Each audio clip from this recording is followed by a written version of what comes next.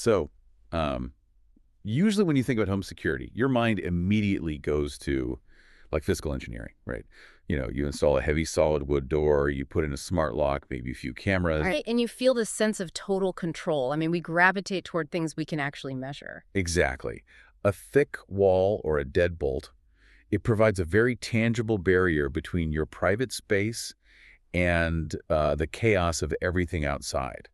It's a binary system. The door is locked, preventing the world from getting in, or it's open. But, if you step into the world of ancient spiritual traditions, specifically the Islamic theology we are unpacking today, that smart lock is essentially completely irrelevant. Yeah, totally irrelevant. Mhm. Because we're looking at a framework of home security that has absolutely nothing to do with physical intruders. It is Mm. entirely focused on spiritual ones. Right. It is the literal definition of unseen architecture. So the mission for our deep dive today is to impartially explore a stack of texts detailing these Islamic teachings. We are going to unpack the literal and spiritual do's and don'ts for a household. Basically, we're acting as a guide to what these specific texts say about creating a sanctuary, keeping it safe, and maintaining peace and mercy.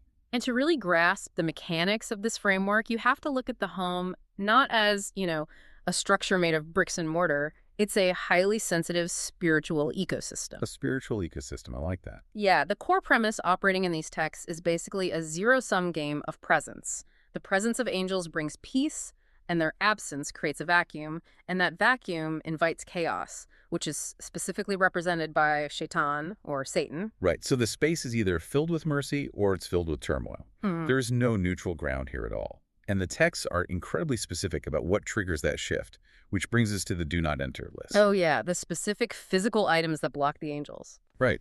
There's this famous narrative in this theology about the angel Jibril, or Gabriel. He had promised to visit the Prophet Muhammad, but simply didn't show up. Which was obviously very confusing for the prophet. Extremely. He was waiting, totally confused, until he eventually found a small puppy hiding under something in the house. And the explanation provided in the text is that angels of mercy simply do not enter a home where there is a dog. But it's really important to look at the nuance the texts provide here. Because it isn't framing dogs as inherently evil creatures. Wait, it's not. No, not at all. Keeping dogs for specific utilitarian purposes like hunting, guarding a farm, or protecting property is totally permitted. The prohibition is specifically about keeping them inside the living space as indoor pets. Oh, interesting. So it's about the purpose they serve inside the home. Exactly. When an animal is brought inside strictly for companionship, the texts argue that it alters the spiritual frequency of the living area, acting as a repellent. The angels of mercy will literally wait outside the physical boundaries of the home. Okay, let's unpack this, because I can understand the utilitarian argument for a working farm animal, right? But extending this rule to inanimate objects is where the logic starts to feel a bit counterintuitive to a modern mindset. You're talking about the statues and images. Yeah. Statues, for instance, any three-dimensional figure of a living being is banned, but even two-dimensional images like photographs or paintings of living creatures are heavily restricted if they are put on display. Right. The display aspect is key. It's like, why is a memory a threat? Banning a family portrait feels extreme. It's almost like you have to hire a spiritual bouncer for your living room or practice some kind of strict spiritual feng shui. Well, what's fascinating here is that it comes down to the underlying psychology of the rule. It focuses entirely on veneration versus utility. What do you mean by that? Let's look at the mechanical difference between a photo in an album and a photo on a wall. Storing a memory in an album or, having a photo on your passport or ID card, that's utilitarian. It's tucked away. Right, you're not staring at it all day. Exactly. But the moment you take that portrait, put a nice frame around it, and hang it on the wall, you are elevating it. You are giving a created being a place of honor, which naturally draws the eye and the heart toward it every single time you enter the room. Oh, I see. You're essentially creating a visual anchor. Exactly that, a visual anchor. This theological framework argues that the heart and the home should be centered singularly on the creator, not the creation. That makes a lot of sense when you frame it that way. Yeah, so when you fill a space with showpieces shaped like animals or curtains printed with faces, you are subtly shifting the focal point of the environment. You are flirting with veneration. So by stripping away those visual anchors, You force the mind to detach from the material world and remain focused on the unseen. Precisely. Okay, so if visual anchors pull your focus away, what happens with the sonic environment? Because the texts lay out very strict rules regarding media, entertainment, and music, too. Oh, absolutely. Audio fills a vacuum just as effectively as a physical object. The sonic environment dictates the entire emotional baseline of a house. Yeah, the sources say that musical instruments kept openly in the house, things like guitars, harmoniums, or drums, are treated as major red flags, and they heavily warn against toxic entertainment. They do. There are specific mentions warning against dramatic television serials, movies, Hindi serials, Indian channels, manufactured drama, basically. The argument being that these forms of media are vehicles for obscenity and unrealistic, heightened emotional states. Actually, the specific phrase used in the material is that this kind of media invites a war in the family. Which, if you think about it, makes total psychological sense. Consider the mechanism of a soap opera or a dramatic reality show. Right, it's all just yelling and backstabbing. Exactly. You are intentionally pumping artificial conflict, betrayal, tension, and immodesty right into your living room. You are normalizing heightened anxiety and conflict as background noise. And angels of mercy are drawn to tranquility, right? Yes, tranquility and the remembrance of God. They are repelled by environments where human drama and musical distraction are the dominant frequencies. Wow. Okay, that actually makes the connection to physical purity much clearer to me. Because the material also stresses that remaining in a state of physical impurity, which is referred to as najasat, or keeping a physically dirty home, acts as another repellent. Yeah, the physical state of the home is a huge factor. It says delaying mandatory washing, known as ghusl, essentially creates a barrier. Because physical filth and spiritual filth are deeply intertwined here. The angels are described as beings of pure light. They simply do not congregate in filth. Right, a disorganized, dirty room reflects and creates a disorganized, chaotic mind. And that brings us to the most severe consequence outlined in this theology, which is that void effect we talked about. Nature abhors a vacuum, and so does the spiritual realm. So if your home is filled with displayed photos, background television drama, and physical impurity, the angels of mercy stay out. But the space doesn't just sit empty. No. Where angels do not enter, Shaitan does. And the mechanics of how that entry happens are chillingly practical. I was reading this part of the source material. It involves a literal mechanism of consent. The bismillah at the door. Yes. When you cross the threshold of your front door, or when you sit down at the table to eat, you're supposed to say, Bismillah, which translates to, in the name of Allah. Right. If you fail to say it, the text describes Shaitan calling out to his followers, telling them, "We have found a place to sleep tonight, and we have found dinner." It's so vivid. It transforms the completely mundane act of opening a door into a profound moment of spiritual gatekeeping. Yeah, it's not just a polite greeting, it's the activation of a lock. It is the activation of the lock. Without it, you are legally, or in this context, spiritually consenting to let negative influences inside. You are leaving the door wide open. Okay, so what does this all mean for the listener's daily routine? Let's say you've applied these rules. You've removed the indoor pets, you've taken down the framed family portraits, you've packed up the guitar, turned off the reality TV shows, and you are consciously invoking Bismillah at the door. You have essentially cleared the slate. Right, but it sounds like a massive lifestyle audit. You can't just sit there staring at a blank, silent wall, right? How does this framework suggest you actually live in this space and actively rebuild the sanctuary? Well, you don't just create a sterile box.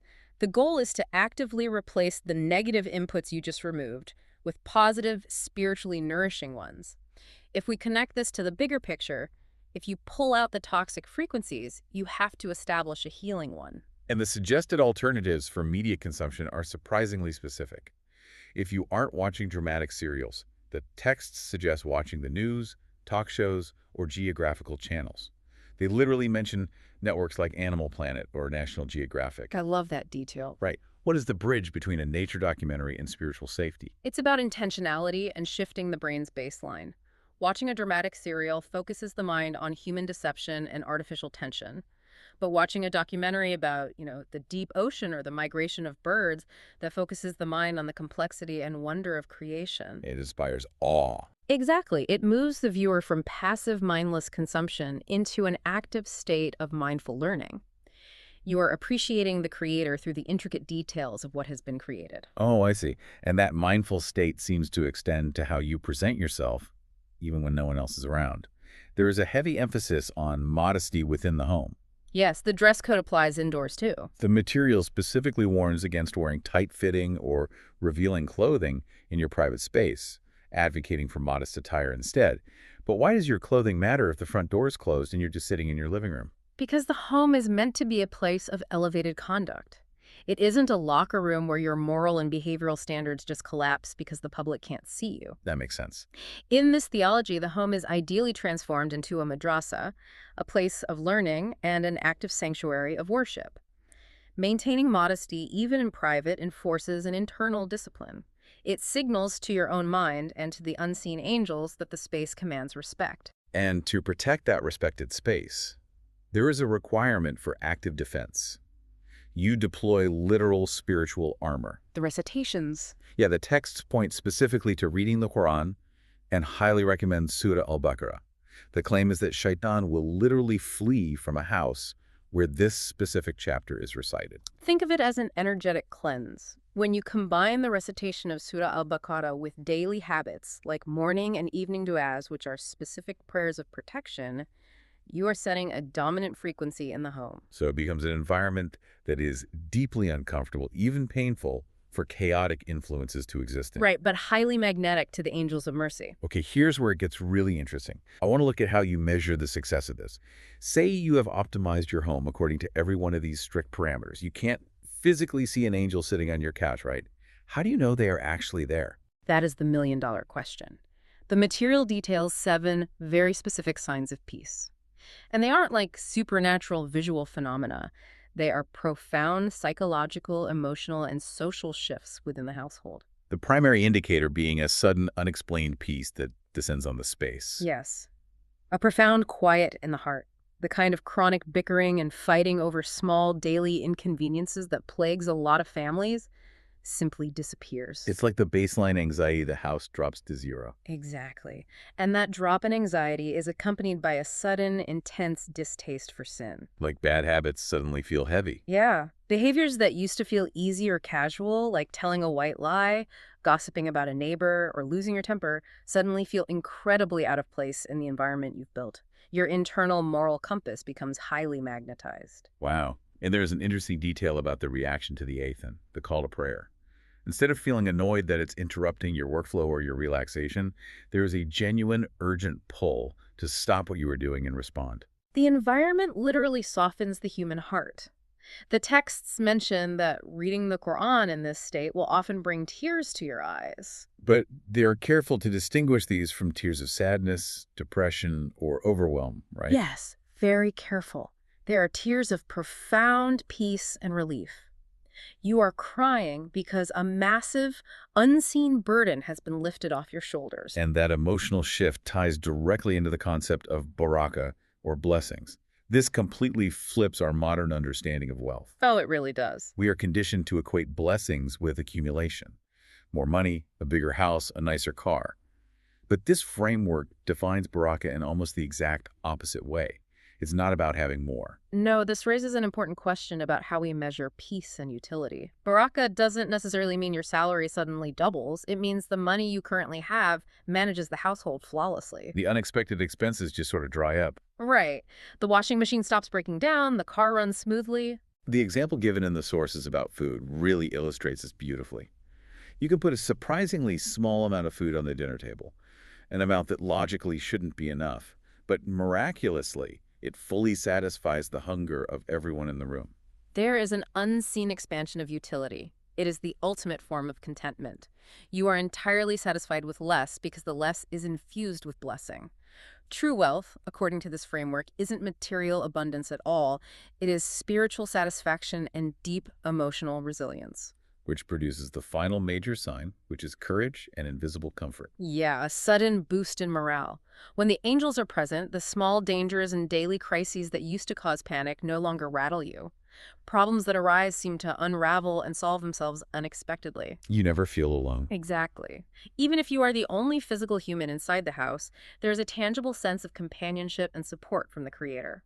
The proof of the angels isn't a flash of light in the hallway. It is the sudden, complete de-escalation of your own internal fears. So, synthesizing all of this, maintaining peace at home, according to the provided sources, is an incredibly active endeavor. It requires a strict curation of the physical environment, pulling out visual anchors like displayed photos or statues and unneeded pets. Yes, the physical blockers. Right. And it requires a highly disciplined media diet that starves toxic artificial drama and feeds educational or spiritual awe. Plus, it demands the active building of habits, from maintaining physical purity to the constant recitation of prayers and the foundational consent mechanism of saying Bismillah at the door. It fundamentally redefines the concept of shelter. These ancient traditions view the home as a living, breathing entity that absorbs the energy of whatever you allow inside it. So if you feed it chaos and distraction, it will radiate chaos back at you. Exactly. But if you meticulously curate it for peace, it transforms from a storage unit for your belongings into a literal sanctuary guarded by unseen forces. It puts the locus of control entirely back in your hands. Which, brings us back to the idea of home security that we started with. You might have the most sophisticated smart locks, reinforced doors, and camera systems monitoring your physical property. But the spiritual doors might be wide open. Right. Regardless of your personal beliefs, the psychology behind this framework raises a fascinating question about the modern boundaries of our homes. With the rise of remote work, many of us never truly leave the house, and our phones, laptops, and screens act as permanent, wide-open portals right in our living rooms. That's a really good point. So if we look at our digital devices as virtual rooms inside our homes, what kind of unseen influences, positive or negative, are you unknowingly inviting past your smart locks right now?